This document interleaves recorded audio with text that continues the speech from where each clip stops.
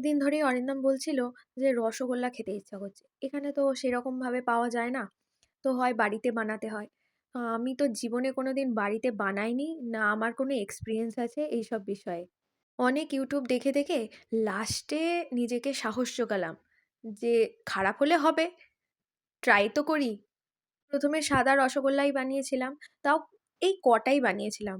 ভাবলাম যদি খারাপ হয় তাহলে আর বানাবো না। আর কিছুটা আমার কাছে ছানা ছিল, তারপর আবার সেটাকে ঠিকঠাক করে মেখে আবার রসগোল্লা করলাম। ঘরে জাগেরি পাউডার ছিল, তো তার জন্য ভাবলাম যে নলেন গুড়ের রসগোল্লা এটাই বানাই।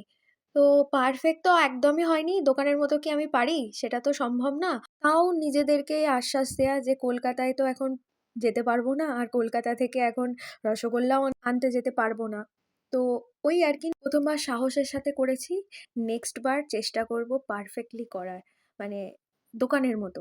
শীতকালে নলেন গুড়ের রসগোল্লা তো দারুণ লাগে, আর যদি সেটা গরম গরম হয় তো আরো বেশি ভালো লাগে। যাক, আজকে আমি খুব হ্যাপি যে আমি রসগোল্লা বানাতে পেরেছি, কারণ আমি খুব একটা রান্না বান্নায় পটু না।